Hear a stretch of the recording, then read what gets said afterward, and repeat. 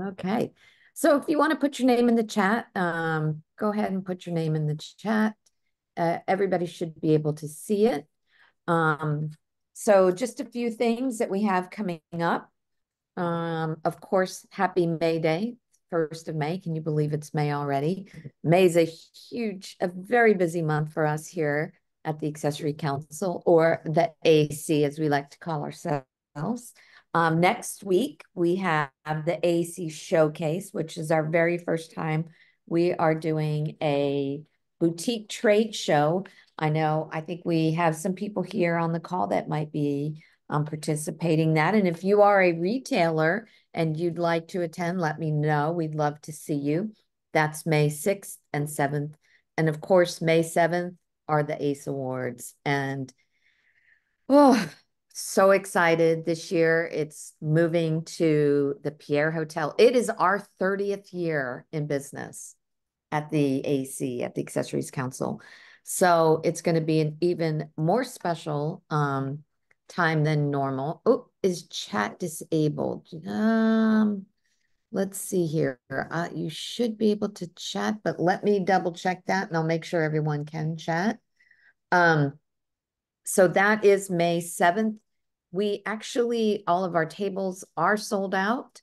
And we do have a few single seats here and there if you really are interested. And if you see things behind me and if you hear some noise, it's because of the what's going on here in New York. I actually am in New York in our offices. And if you could see, we have boxes and all kinds of things getting ready for both the AC Showcase and the ACE Awards. A couple other things coming up. Always check our website. When you go to our website, if you go to events and then look at calendar, you will be able to see a lot of the events. And I'm just going to show you quickly the events that we have coming up. So just so you can see, of course, the AC Showcase next week, the ACE Awards, and then we have some more webinars. We love our webinars and we love our partners that participate with us in the webinars. So on May 14th, with Collaboratory Consulting Group, they are doing a webinar on is bigger better? So is it really better to go into some of those big stores? What are the ups, downs, forward, backward, sideways? So that's a great webinar coming up. On the 15th, then we also have with Morgan Media, strategies for social media content. They're really about creating content. So we're excited about that one. And if you've seen the video that promotes the AC Showcase, that was actually done by Morgan Media. Maybe I'll share it a little bit later. On the 16th, we have our monthly member meetup, and that, of course, is a great time to network with some of your fellow AC members. So hope you can join us for that. On the 21st, we have with Renewal Logistics, expanding your distribution through logistics. Very interesting.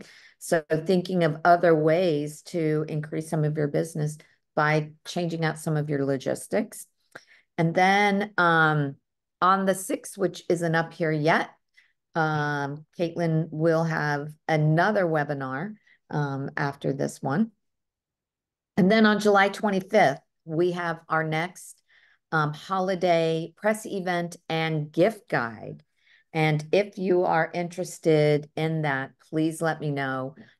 We've had some really great success with our gift guides and the press events, and we would love to see you there. Our last press event, we had people like New York Times and Oprah Daily and all kinds of great press and Women's Wear Daily.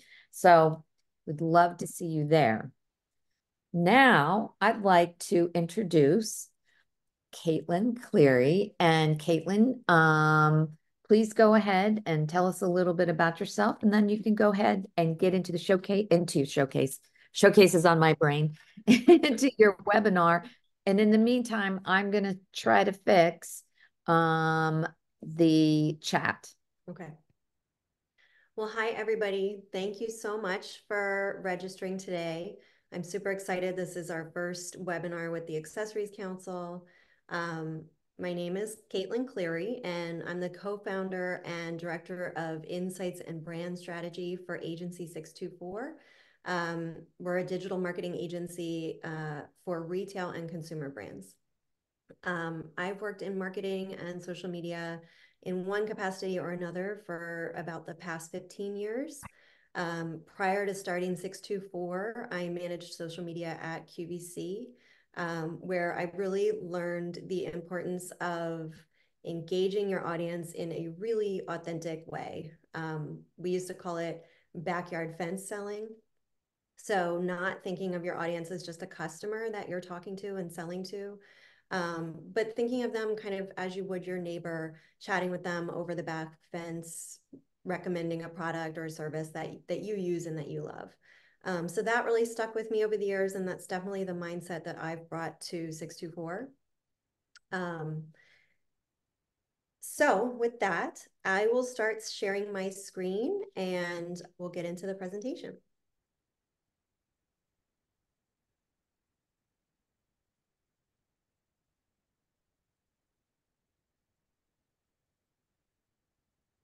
Okay.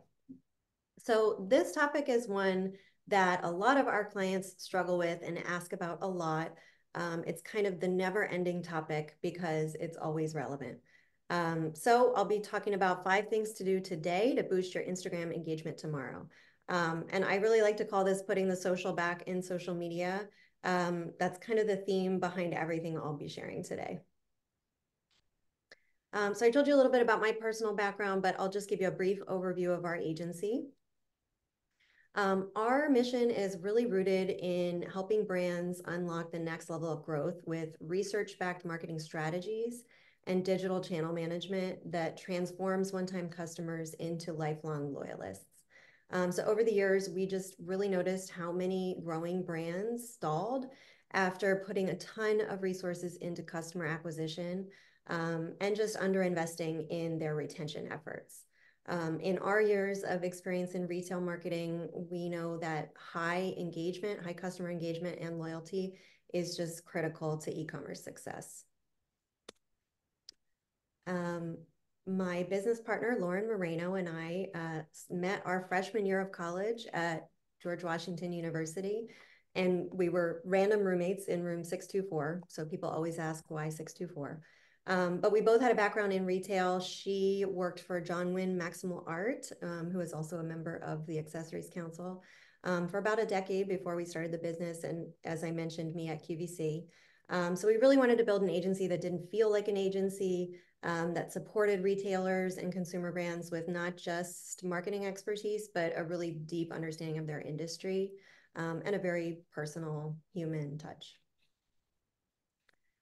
So for 8 years now, we've worked with hundreds of emerging, growing, and legacy brands and retailers in apparel, accessories, home, beauty, and food and beverage categories.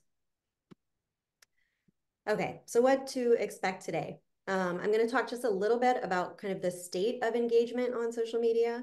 Then we'll jump right into the tips. And then my goal is to leave about 15 minutes at the end for questions.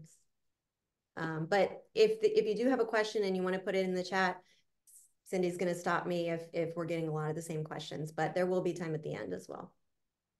Or I would say go ahead and put your question in the Q&A, because for whatever reason, it looks like people are not able to use the chat. So I will still try to figure out why. But if you do have a question, please put it in the Q&A.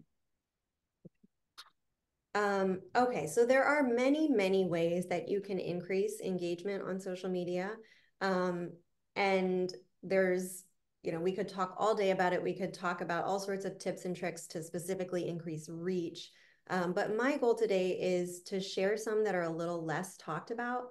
Some of the obvious ones are giveaways. A lot of people are asking about kind of the comment link for an automated DM, and those sorts of things, those programs like ManyChat.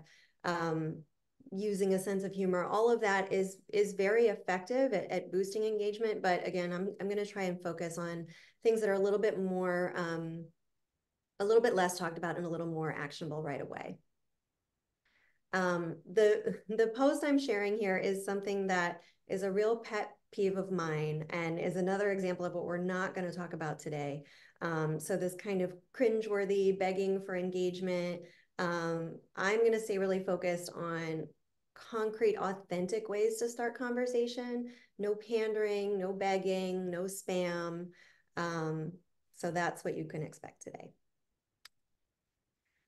So what's up with engagement? Everybody talks about, oh, my engagement's going down. What's going on with the platforms? And just as a preface here, I am going to speak primarily to Instagram today. We'll talk about TikTok just a little bit.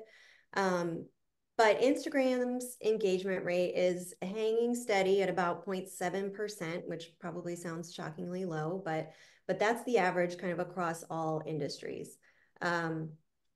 TikTok's is much higher at about 2.65 if you're calculating it based on, you know, average engagement rate per followers, and an average engagement rate of 4.07% by views. So that is much higher than Instagram, but TikTok is seeing huge decreases in engagement year after year. So a 35% decrease in engagement on that platform year over year, primarily as it gets more popular and there's more content on the platform. The e-commerce industry is standing at about 0.5% average engagement rate on Instagram. So that's lower than average. So it means we really need to be thinking about engagement strategies in this industry. But in terms of setting benchmarks, if you're seeing an engagement rate of 0.7 or higher, then you're actually doing pretty well and you probably have a decent engagement strategy. But even still, you can benefit from finding ways to maintain that over time.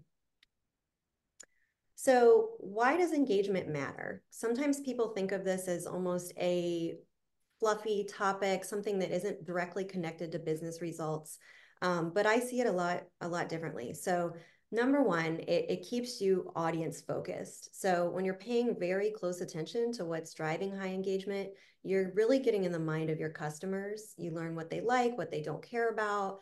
And you can really gain some very valuable insights to support everything from product development to more efficient content creation to ideas for in-person marketing campaigns or collaborations. Number two, it helps you stay top of mind and impact on loyalty and word of mouth. So the more you engage with your audience and vice versa, the more you show up in their feeds.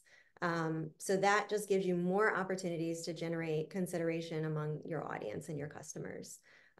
Additionally, the more people that are thinking of you, the more likely they are to bring their friends or family into the conversation by tagging them or DMing them or saving your content to share later. And number three, probably most importantly, engagement rate really does have a direct effect on e-commerce efforts and plays a critical role in the path to purchase. So in-platform shopping is really going to explode this year and into next year. And your engagement rate impacts your reach and your discoverability. So if you're combining a post, with a tagged product, it can really lead to direct in-app sales, but it can also impact off-platform sales. It increases your website visits. And when you kind of work backwards from your conversion rate, you can get a sense of how many people need to see your content in order to drive a website visit and how many website visits to drive a conversion. And I included a tip here just in case anybody's unfamiliar with how you can track organic traffic from Instagram to your site. This is a little tip for that here. So this is just a few examples of some brands that really know how to engage their audience. So Graza is a beloved olive oil company. They know their audience so well and really know how to engage them. So this photo and the conversation it generated is a great example of the value of engagement. They're getting ideas for a fun new niche product. You can see one of their followers here said, "Put Grandpa Graza on a t-shirt, please." And people are tagging their friends, bringing new eyes to the brand. And this is what they do all the time. Ritual Cosmetics is another great example of a brand that gets a ton of engagement from their audience. And almost every post is full of comments that give so much insight into what they want to see. So engagement is so much more than a vanity metric. It's a huge opportunity for your business. You can see direct feedback from customers here about what they like about this collection, what they want to come back. And it's really an opportunity to keep the conversation going with them. Sometimes there's a bit of confusion about what actually influences engagement rate. So there are different definitions for how to calculate engagement. But what we rely on is level of interactions with content divided by impressions, or how many times it was seen. So in Instagram, the interactions that matter, that count towards engagement, are likes, saves, comments, and direct messages. So at various times, Instagram has weighed these interactions differently, but we can generally think of saves and DMs as a higher value interaction than just comments and likes. Okay, so now we can get into the 5 things I'm recommending you do tomorrow or next week. Okay, so tip 1.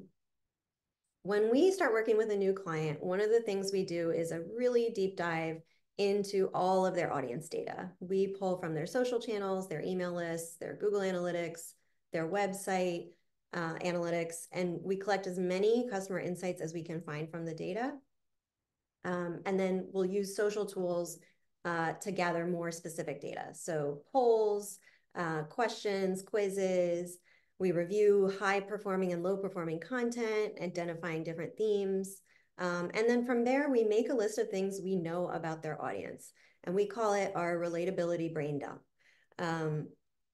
So this is where we start writing down all the things that we think our audience has in common. So here are some examples of this. And just a note here, don't forget to bring different people from different parts of your business into this conversation, particularly your customer service department, because they know a lot of things about your customer that you actually might not be able to pull out of this data. So for example, we know our audience is mostly moms. They love traveling. They watch The Bachelor. They read a lot. They're constantly overwhelmed. They like Gilmore Girls. They try to eat healthy. So, these are just random examples, but you can pull out kind of what are these things that our community has in common that they might want to talk to each other about. So Recess is a non-alcoholic spirits brand.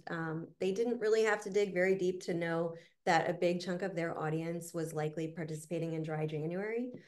So they generated huge conversation at the end of the month by checking in. Followers even chatted with each other, checking in on each other, sharing their experiences. And so this is a great example of how simple it can be to just check in with your audience around something that they all want to talk to you about and to each other about. Another kind of less obvious relatability factor was when one of our long-term clients learned that their customers were avid readers.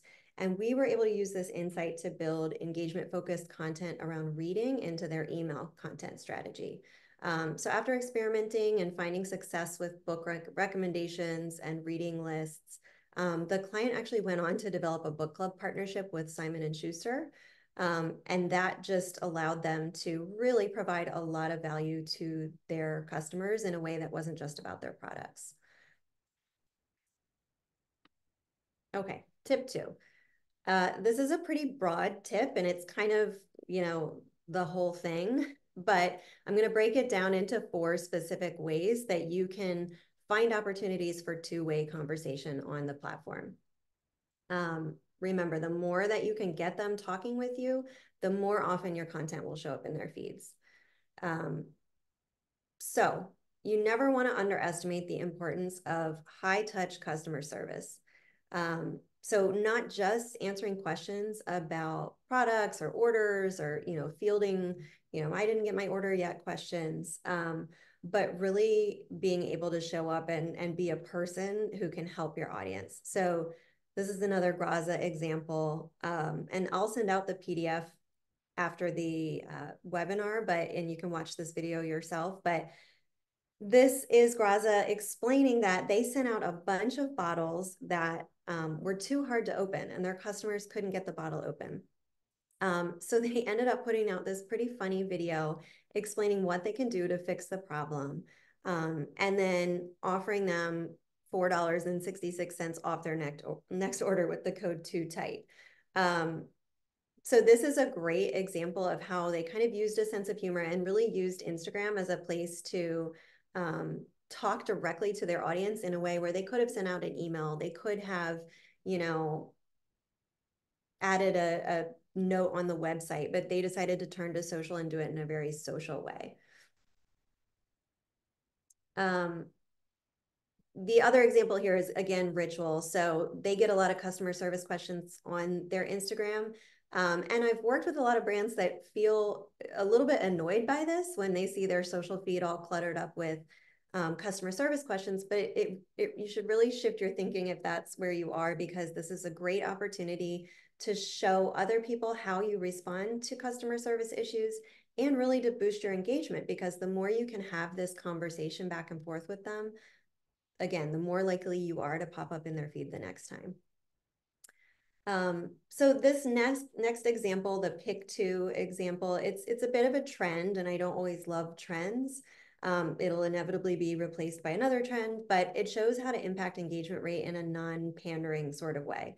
So no one can resist an opportunity to express their preferences or their values. And this tactic capitalizes on that and consistently drives high engagement. So you kind of give people a choice of 5 things and ask them to pick which 2 would they choose. So create conversation among your community. So again, this goes back to the idea that it's not necessarily about getting your customers and your followers to talk with you, but to talk with each other and start a conversation in that comments thread. So really just thinking about them as a true community. So this marketing influencer knows her audience is a group of women from multiple generations that love connecting around motherhood and personal growth, even though, you know, it's a place to learn about marketing. This conversation starter generated almost 50,000 responses and was shared almost 12,000 times. So she just wrote, help a sister out. Women under 35, ask a question. Women over 35, answer it below. And when you really read through the comments, you're almost, at least me, I was almost brought to tears, because it's such a beautiful example of how a community can jump in and you don't know these people at all, but they're having a very genuine, authentic conversation. And she created this space for people to do that. And of course, it was intentional and strategic that it generated very high engagement that probably impacted all the posts for the week or 2 following this. So this one, using stories, story questions, polls, and quizzes. I'm sure a lot of you are doing this, but this is such a solid tool for boosting engagement, and you can do it all the time. It's a lot like that pick 2 example. It's a sure way to get customers engaging because they love being able to express their opinions and play along in a very playful way. So this brand, it's a custom boot company, Lucchese. They took their followers along for just a behind the scenes tour of their factory. And they really showed customers what they were asking for. So somebody said anything black cherry, which is a color of their leather, different colors of leather. So they would post the pictures right after getting the responses from people. So just a great 2-way conversation starter. So tip 3, try some fun controversy. And this might make people, you know, stand up a little straight and feel nervous about this. And I'm definitely not talking about, you know, political hot button issues or anything that's going to, you know, put you on one side or the other of those sorts of things, but really focusing on what is fun controversy. What are these conversations that you can play into that you know everybody has an opinion about? So ASOS is the first example here. They partnered with a trends predicting influencer and shared their site data to show how jorts are making a comeback.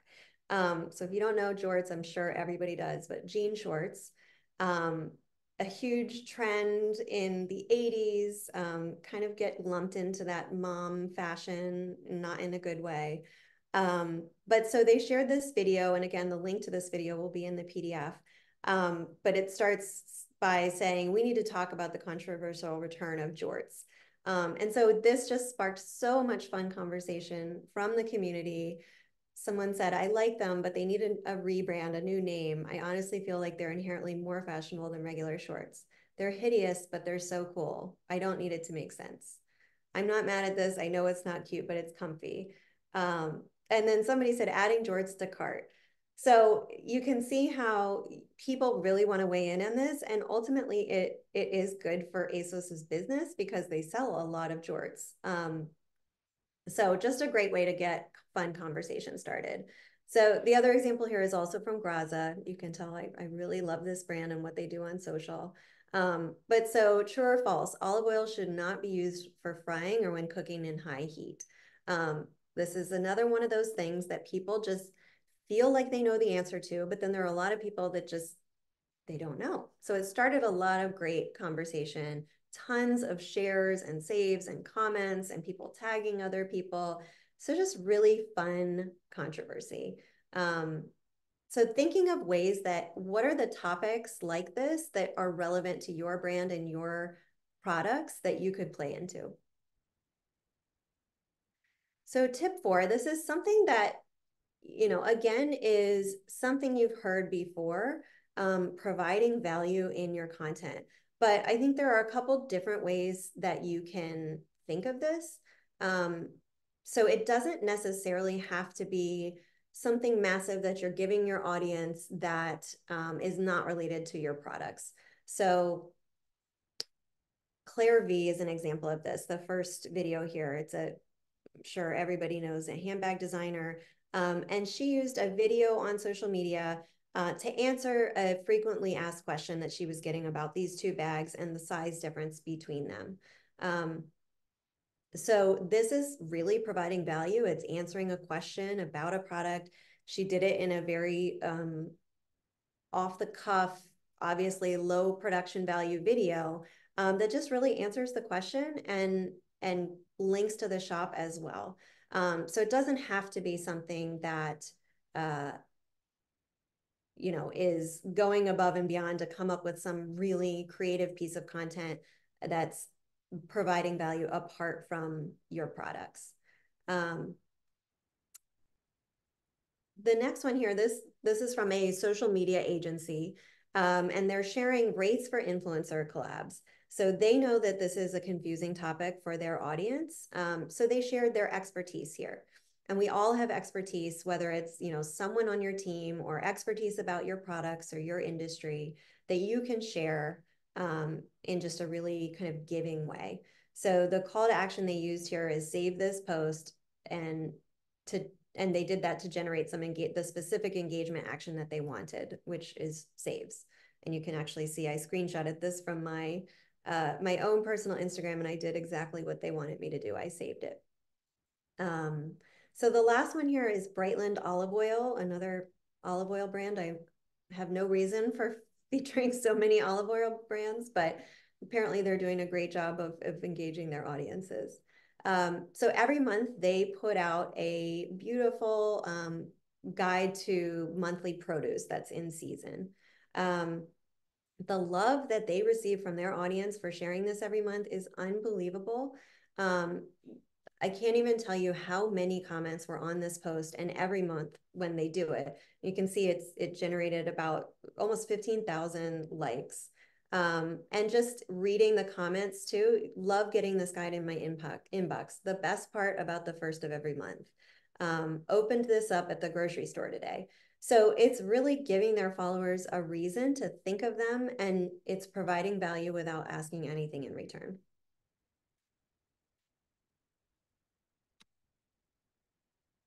So tip 4 is tease. So this is another one of those things that just plays on our human psychology, which is really what it's all about. That's marketing. And it doesn't have to be in an inauthentic way. Teasing is simply fun. So even if people know what it is that's coming up, it's still almost irresistible to not speculate, to not want to bring your friends into the conversation, especially, if these posts are showing up in your feed, it means you've probably engaged with this brand before. So you're probably interested in the new products or collaborations that they have coming up. You can even, another great use of this tactic is to build your email list. So if you're teasing something and you're going to reveal it or release it within the next few days, you can ask people to sign up for your email list from the link in your social, and that email subscribers find out first. You can see in these two examples how Graza really masters this with their trademark sense of humor. Again, you'll have to watch this video after the presentation. It's really quite funny. And he makes a joke about how, yeah, you have to sign up for our SMS program. And we know that you really want that because nobody else is texting you. So he really uses this sense of humor of like, okay, I know that you probably don't love getting texts from brands all the time, but we are going to show you what this new product is if you sign up for our list. So tip 5, partnerships and collabs. So this is one that you've probably thought about. You might have even tried doing posts as a collab post. In case you're not familiar, that's when you co-author a post with another account and magically you just end up in front of their audience as well. And vice versa. So it just opens you up to an entirely new audience of people. And if you're doing these strategically, it's very likely that whoever that brand is, their audience is going to love you just as much as they love the other brand. You also want to look for brands that have a very engaged audience on social before you enter into any sort of collaboration or partnership with them. Otherwise, you're not really going to be able to capitalize on that engagement. So through social listening and consumer research, just identify brands that your audiences love and then develop a unique partnership with them. Have it be more than just one post. It doesn't necessarily have to be a product collaboration. Just coming up with a creative way that you guys can both play into something. But just make sure that it's strategic, it's thought out, that it's not a one and done, and that it really makes sense for your audience. So Lilly Pulitzer and Natalie's, this is one of my favorite collaborations that's happened recently. And it was a product collaboration, but it just was such a perfect fit. And knowing that, Lilly has a massive audience and Natalie's has a solid audience, but not quite as big as Lilly's. This was probably a huge win for Natalie's in terms of both new customers and engagement. Great Jones is a gorgeous line of cookware. They're a client of ours. We did not organize this collaboration, but they partnered with Recess, so the non-alcoholic spirits brand that I mentioned earlier. They knew that they had a lot of crossover in their audience, even though they're two very different product categories, or not categories, but different products. They know that their audience has a lot in common and that they're very likely to like both of these brands. This is a giveaway. So I said I wasn't going to talk about giveaways, but this one example was a giveaway, which is a great way if you are going to do a giveaway, do it as a collaboration with another brand. And then the one on the end here, I love this example. It's another Natalie's example. They're not doing a giveaway. They're not doing a product collaboration. It's simply sharing a video that features both of their products. So this great thing that's been all over social media lately, making ice cubes for martinis by using the olive juice as, the liquid. So this one is focused around Bloody Marys. So their audience really loved it, and it was probably a boost for engagement for both of them just by reaching that many more people. So that was the 5 tips, but I did want to add a bonus tip here. I mentioned at the beginning that this would be primarily focused on Instagram today, Instagram engagement. And that's because it is and very likely should be the priority platform for e-commerce brands. At least at this point in time, we approach that as kind of the priority platform. However, the characteristics of the TikTok ecosystem really should be applied to content for other platforms. So one of the biggest effects of TikTok is that it really is kind of this trickle down effect in terms of trend setting. And I think that really just reflects the modern consumer's desire to relate on a human level with the brands they purchase from. So these characteristics of, kind of behind the scenes, vulnerability, unbranded content, off the cuff, talking to the camera, ridiculous, funny stories, though that type of content and that feel and that approach from brands that does so well on TikTok really is filtering down to every other platform and influencing consumer culture. So I shared a couple examples here of how what happens on TikTok does not stay on TikTok. It goes on to Good Morning America. It goes on to, The Cut. Everybody is looking at TikTok as a place for creating culture and creating cultural moments and influencing consumer culture. So I really encourage you, even though Instagram is a different platform and different things work on these two different platforms, the move is towards this kind of unvarnished, underproduced, don't think about it too much, just show up type of content. And Instagram, used to be thought of very much as this aesthetic, very crafted brand presence, which still it is a bit more than TikTok, but really make sure that you're kind of getting into this mindset. And even if your brand isn't on TikTok, that you understand the ways in which it's influencing consumer preferences and kind of take that and apply it to other platforms. So just to wrap up, your social media engagement rates do correlate really strongly to customer loyalty and staying top of mind to encourage repeat purchases. It's a really essential piece of your customer retention efforts, and it's not just something that, any intern should be in charge of, although we have fabulous interns that I love and are way more talented at some of this stuff than I am. But essentially, what I'm saying is don't underestimate the value of engagement on these platforms and the impact that it can have on your business. And I know that it's getting harder and harder to show up and in people's feeds. And there are a lot of complaints out there from business owners. They yell at Instagram, they yell at TikTok about not being able to get in front of their followers. But we always do like to remind people that your social media channels are not your owned platforms. You don't own your audience there. Anything can happen at any moment, and staying up to date with how that platform is approaching engagement and the algorithm should be part of your marketing strategy.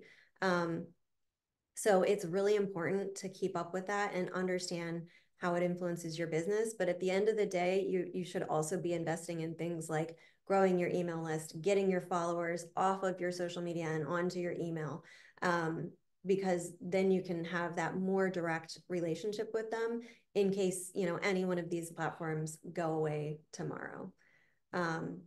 So retention is a huge part of how we approach our marketing. So if you're looking for ways to keep your existing customers happy, please reach out. I'm going to share my email with everybody. I'll send you the link to the presentation as well. Thank you. I've learned a lot today, and we do have some questions, so I'm going to go ahead and put them up. The first one is, how important are Reels to engagement? So that's a really good question, and it kind of gets to this idea of what is the relationship between reach and engagement. So obviously you need engagement to boost reach. So Reels are a very powerful tool for increasing reach. So Reels are much more likely than an in-feed post or a story to show up in somebody's either Discover tab or in their feed that doesn't already follow you. So they are great for discoverability. Unless you do them in a very specific way, they're not necessarily better at driving engagement. I think, the examples that I shared today really show how you can use any of the post formats to drive strong engagement that will boost your overall engagement rate, and ultimately will increase your reach as well. So if you're concerned about, I'm just not reaching enough new people, then definitely incorporate more reels into your strategy. However, Instagram has shared that the impact on reach that reels is having is being a bit diluted.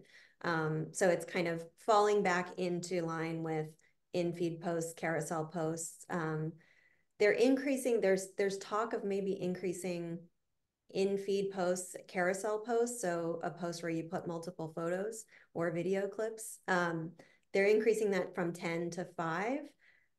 So my thought is usually when they do something like that, that particular post format is going to generate higher reach and higher engagement because the algorithm's going to prioritize it because they love, when you test out new features and use new features that they implement. Okay. So, in going through some of your examples, when you either ask a question or you were talking about a Q&A or something, how do you control if somebody starts either taking the conversation down a completely different path, or how do you control if it goes sideways, if it's not positive, and I have seen that on people's posts where somebody starts in and it's going down the wrong path. Yes. So I think there's a larger conversation around this that is, we have this conversation a lot with clients around reviews, and whether or not they should be removing negative reviews, deprioritizing them so that you can't see them, deleting comments that give a bad review. And it's really, opening up and changing your mindset to think of it more, like I mentioned, as a community. Let the conversation go in a different direction. Let it go where it's going to go. Let people engage with each other. And absolutely, if it's starting to generate some negativity towards your brand, then you want to be jumping in there and talking like a human being to these people. I think the worst thing you can do is delete and not respond to anybody. I've seen some really horrible instances of that where someone gets so angry that they then kind of get a little vengeful. That doesn't happen often, but I've definitely seen it. So I think it's changing your mindset about mediating this and kind of letting it happen. If it is really, really negative and completely unfair, I've seen brands jump in and moderate and say, look, we welcome conversation, but this is getting, whatever problem is happening. It's getting derogatory, it's getting nasty, it's getting untruthful, whatever it may be. You give them a warning and say, we're going to block you if you continue to engage in our community this way. I think that should really be a last resort. Again, and not to be cynical about it, the more conversations that are happening on this platform, the better it is for your engagement and for people seeing your content. And you'd be surprised at how many people can see when, for example, if you read a review on a website, one of the first thoughts I have a lot of the times is like, I can tell that that person has their own issue, that they're being a bit unreasonable, or you should know this is part of buying online. You don't know exactly what it's going to look like, or whatever the case may be. People who are reading these interactions are often a little more sympathetic to the brands than I think brands may think. So in general, I would say really light on moderating, high on engaging and communicating and participating in the conversation, but avoid kind of taking charge and taking the reins and deleting stuff. I have a question actually. I was really intrigued by the posting together. What's the best way to go about and doing that? Well, so it can either be, I mean, there's a variety of ways you can approach it. So one of our clients, for example, the founder has a great relationship with another founder of a business. They got to talking, they realized, yeah, I think there's a lot of crossover in our audience. Let's get our social media teams in touch and we can plan some sort of collaboration. And then, there's a setting you can go in and ask someone to be a collaborator on your post. But there are other ways that we've done it where you just kind of cold reach out to a particular brand and say, we love what you're doing. We love your products. We love your branding, whatever it may be. We know that our audience is really interested in this. And so we think that they would love you and your products. Would you be interested in doing some sort of a collaboration? And then you just get the creative juices flowing and you start thinking how big you want it to be. I think it's best to start with kind of just a social collaboration. So more in the vein of that Natalie's and Mazetta, I think is the name of the olive company. More of kind of a low stakes, online Mhm. collaboration. And then if it does really well, and if your customers are really loving that, then maybe you can think about, well, how can I incorporate this into maybe product development? Or, maybe we want to do a live stream together. Maybe we want to do, you know, a, an email campaign together. Maybe we want to do a giveaway together. So you can kind of up the ante a little bit once you start to realize that, hey, they're actually a great partner for us and they brought a lot of new followers or not a lot of new website visitors our way. But I would definitely recommend, I mean, one of the things that we always say is don't do anything without any data to back it up. So, I talked a little bit about how you can do social listening and consumer research. So that's something our agency does a lot of, is really helping brands not just go on their gut instinct, although business owners tend to know their customers almost even better than any sort of consumer research can give. But when finding a partner for a collaboration, it is really helpful to do a little bit of that data gathering and research to make sure that it's something that is worth your time. Okay. So, would anybody like to ask a question? If you do, I can let you speak. Just let me know if you have a question. Or if you have any comments, I know there was one other, wait, how often should you post? Just in general on Instagram, it's a very tricky question. And I think that it's such a unique to your brand situation and your audience. The recommendation, and I say this very hesitantly because it really does depend on your unique situation, but generally 3 to 5 times a week is good. We do have clients where we see when we're only posting once a week, their content does much better. I don't think that's a great recommendation across the board. I think it really should be more in that 3 to 5 range. But if you're the brand that has, Graza, for example, you've got this super engaged audience, you could probably post 7 times a week and be great. And it does come back to what content are you posting? So don't post just for the sake of getting something up there. Really focus on, what is the purpose of this post? Am I making sure that this is actually relevant to who I want it to be relevant to? So it's really more of a quality over quantity thing, but I think 3 to 5 is a very general best practice. Mhm. Okay. Does anybody have any? I think that you should be able to put in the chat now. So if you do, I do see another question. Is there a possibility TikTok might get banned? If so, how does that change the social media marketing strategy of the brands that rely on TikTok? It's a very, very good question and one we've been answering a lot lately. If you go to our Instagram, 624 Agency. We have a pinned post that talks all about this.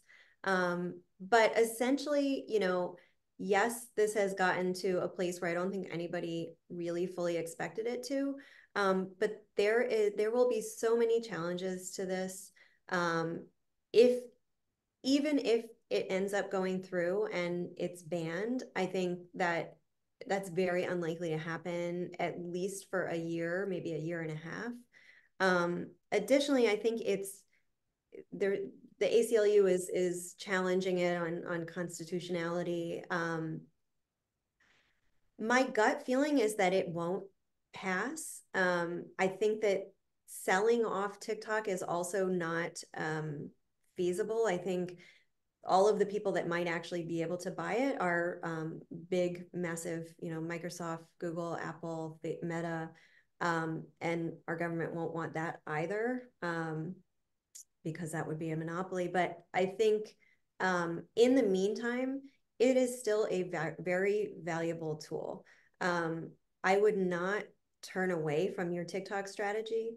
I think just like any other social platform, you need to be thinking about how you can take what you've built on TikTok and move that to one of your owned channels. So particularly email. Get your TikTok followers on your email list. So if anything does happen, you're not losing those relationships that you've built. But ultimately, I don't think this is going to happen. But it's very much up in the air.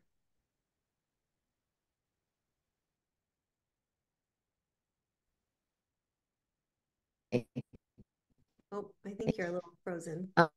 Does anybody else? I think we do have one more. Hold on, sorry.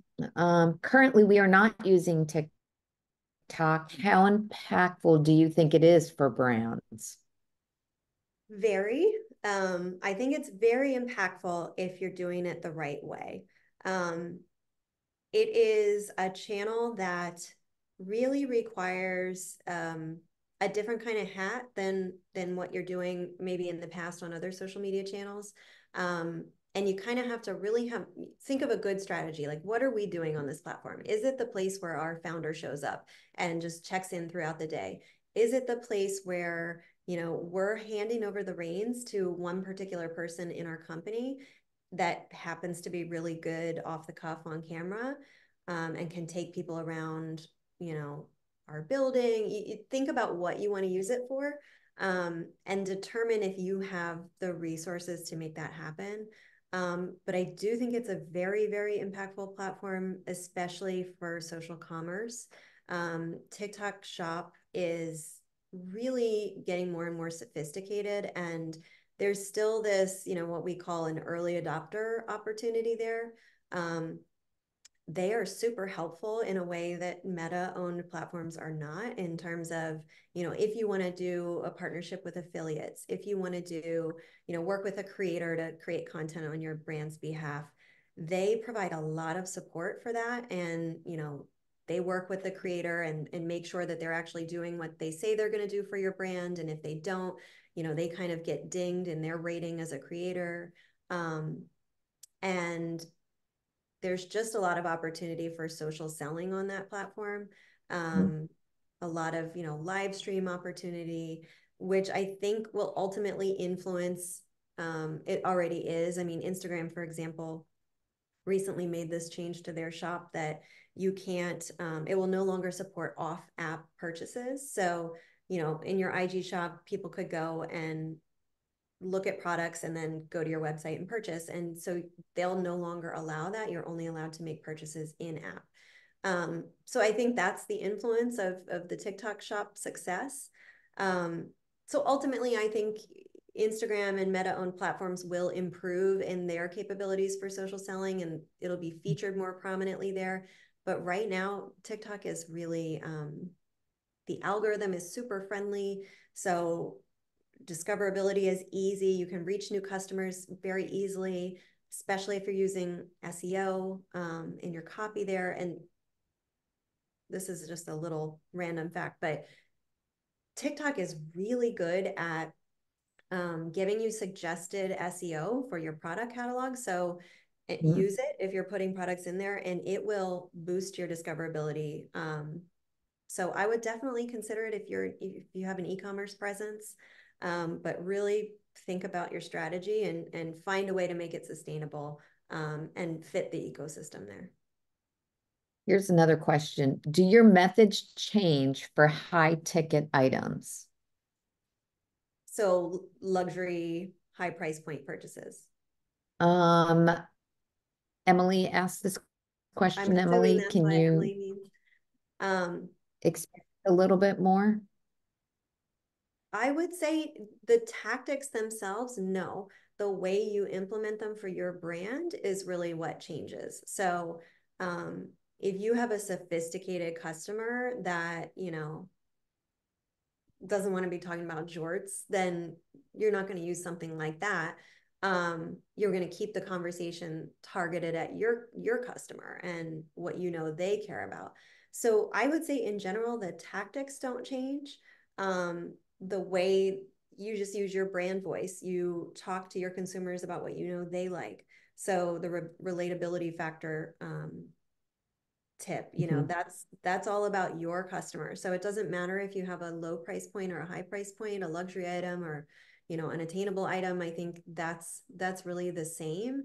um I think what changes is the expectation of impulse purchase, or that your high engagement is going to lead to a direct sale in app on Instagram, although it may.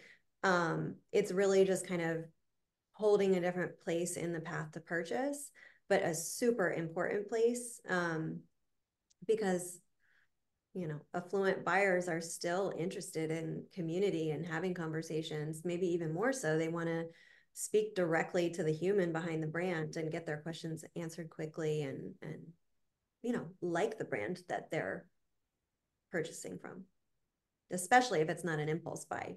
You've really got to love something about that brand. And so engaging your audience is a way to get them to care about you more and see you in a more human way. Great. So, okay, so June 6th is your next. Yes. And so one thing I want to say about the next webinar, so we don't have a title yet because I was hoping that maybe people in this chat can give me some feedback. We're either going to do it on social selling or on how to generate more revenue from your email list. So two different topics, both very commerce focused. But I'm interested if anybody wants to share a preference. As I mentioned, I'm going to send out the deck, and if one speaks to you more than the other and you want to give me a shout, please let me know. But we will share it with Cindy in the next Mhm. week, and we'll get that out in an email. And maybe you'll have two coming up. Yes, yes. So, all right. Well, thank you so much, Caitlin. It's been a really great learning session. She will be sending out the deck to everyone, so you'll have it. So you'll be able to watch those videos that she mentioned. I definitely want to go back and watch the ones on the. Now I'm so curious about that olive Give you oil. a I'm a laugh. big fan of olive oil. Um, and this also will sit on our YouTube channel. So if you'd like to go back and watch that, you can watch it there. And make sure that you're tuning in for some of our other webinars that we have coming up. Make sure you're looking at our website. We have the new magazine out, the spring magazine that came out, and the ACE magazine will be coming out next week. So make sure that you're looking at that. And thank you, everybody, for your time today. Thank And you so have much, a everybody. I can't very see your good day. faces, but I appreciate you showing up and sticking around. And thank you, Cindy, for having me. Okay. Thank you, everybody.